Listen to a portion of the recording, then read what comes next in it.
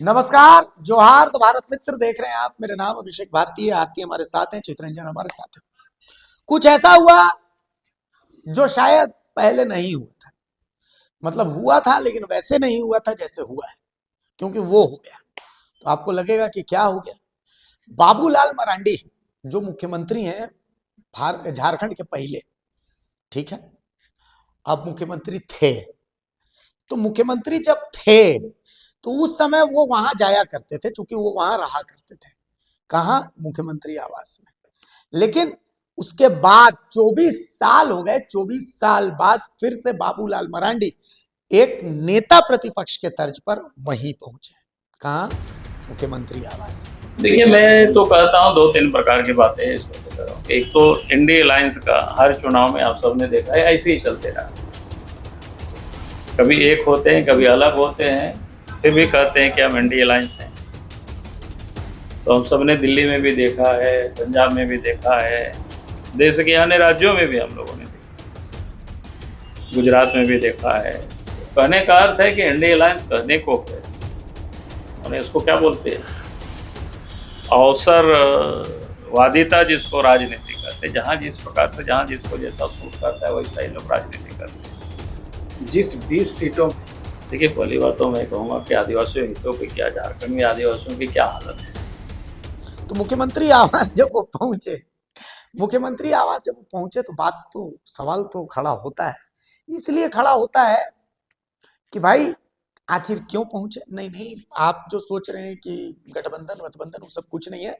असल में मुख्य सूचना आयुक्त की नियुक्ति है, लोकायुक्त की नियुक्ति, तो इन सब को लेकर के बैठक थी। उस बैठक में नेता प्रतिपक्ष का रहना बहुत जरूरी है। लेकिन मन में सवाल ये आ रहा है कि हुजूर आते आते बहुत देर कर दी। क्या कहिएगा चित्रंजन? बहुत बिल्कुल दिनों बाद है।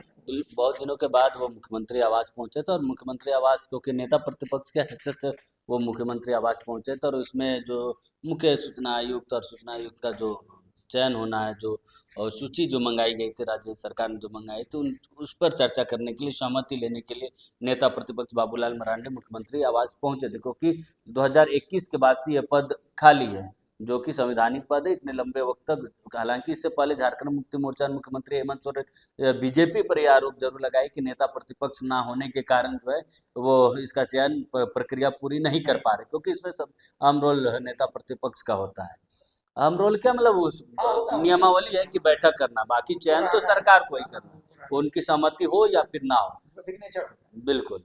तो देखिए, उसी बैठक के लिए बाबूलाल मरांडी जो है मुख्यमंत्री आवास पहुंचे थे, और बैठक वार्ता बहुत लंबी चली, और मुख्यमंत्री हेमंत सोरेन से भी उनकी बातचीत हुई। इस पूरे कितने जो फॉर्म सरकार के पास जमा हुए हैं, कितने लोगों ने रुचि जगाई, तो लगभग 450 के आसपास जो सूचना आयुक्त के लिए जो है आया, जो 6 लोगों को सूचना आयुक्त बनना है, और मुख्य सूचना आयुक्त के लिए लगभग 20 से 30 जो है वो फॉर्म उनके लिए आए।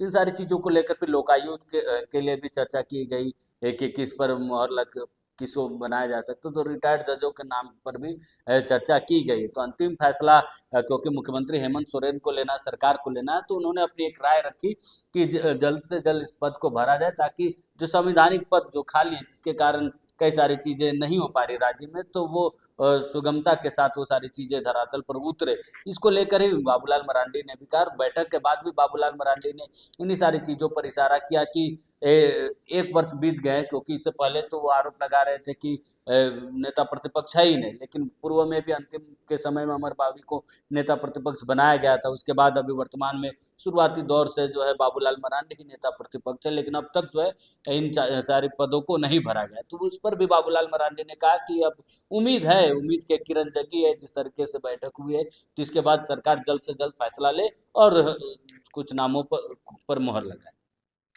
ये बड़ा इंटरेस्टिंग है। इंटरेस्टिंग इसलिए कि एक तरफ असम में जेएमएम बीजेपी की मदद कर रहा है, दिख रहा है कि जेएमएम बीजेपी की मदद कर रहा है, तो इधर बीजेपी भी जेएमएम की मदद कर रहा है। नहीं ठीक है, आप आराम से सरकार चलाइए। आप देखिए कि सूचना आयुक्त और इन तमाम चीजों से पहले भी कई ऐसी चीजें हैं जहां पर नेता प्रतिपक्ष को सीएम आवास जाना चाहिए था। वो चिट्ठी लिखते थे तो उनको जाना चाहिए था, लेकिन नहीं गए। लेकिन अब चीजें बदल रही, दोनों के बीच बर्फ भी पिघलती हुई नजर आ रही है।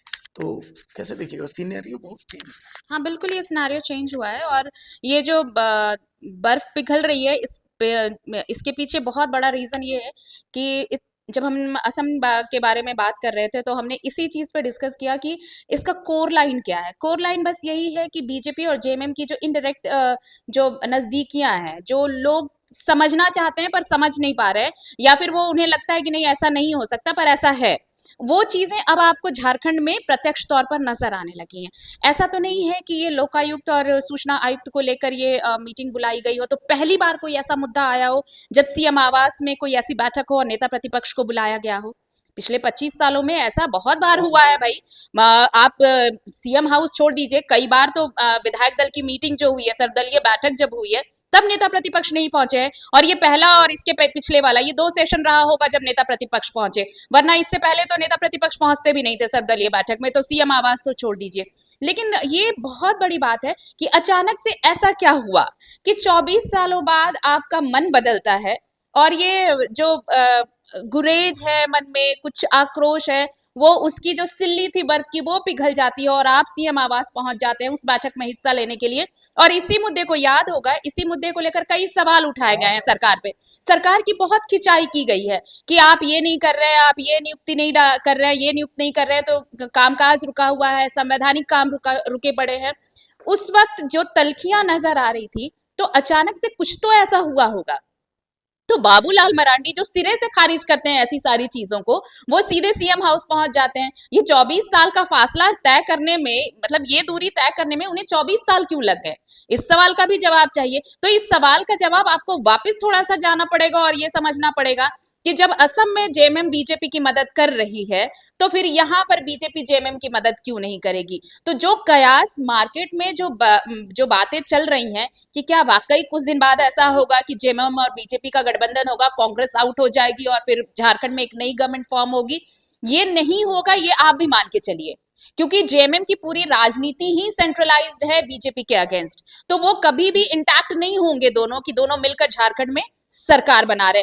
हालांकि पॉलिटिक्स में सब कुछ संभव है, ये भी कह सकते हैं आप, लेकिन अभी जो चीजें चल रही हैं ये बिल्कुल इतना आसान नहीं है कह देना। लेकिन इनडायरेक्ट तौर पर हम कैसे आपके लिए फायदेमंद हो सकते हैं और आप हमारे लिए कैसे फायदेमंद हो सकते हैं, ये दोनों चीजें आप असम की जो राजनीति इस वक्त चल रही है वो, और इस वक्त जो सीएम हाउस में पहुंचे हैं बाबूलाल मरांडी, इन चीजों को अगर आप क्रोनोलॉजी समझेंगे, हाँ, अगर आप एक फ्रेम पर, एक प्लेटफॉर्म पर लाकर देखेंगे तो आपको समझ में आएगा कि बहुत सारी चीजें जो पर्दे के पीछे चल रही हैं वो आपके सामने इसलिए नहीं लाई जा रही है क्योंकि इससे आपका और हमारा कोई सरोकार नहीं बनता है। जिस दिन लगेगा कि पब्लिक का भी इसमें इंटरवेन होना चाहिए, उस दिन ये सारी चीजें हमारे सामने रख दी जाएंगी। लेकिन फिलहाल अभी सब कुछ बैकग्राउंडर चल रहा है और इस बैकग्राउंडर में सब अपने अपने हिस्से को लेकर बैठे हुए हैं कि वहां से मेरा हिस्सा मुझे मिलना चाहिए और यहाँ से आपका हिस्सा इसे मिलना चाहिए। तो ये सिंपल सी बात नहीं है कि बाबूलाल मरांडी नेता प्रतिपक्ष को सीएम आवास जाने में 24 साल लग गए।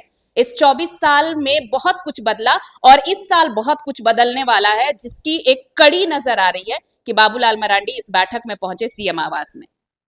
तो कुल मिलाकर के वैसा भी नहीं बदलेगा जैसा आप सोचे, लेकिन फिर भी बदलेगा। अब आपको नहीं समझ में आ रहा है तो बस ये पर्दा हटा दो, जरा मुखड़ा दिखा दो। नमस्कार, जोहार, खुश रहिए, मस्त रहिए।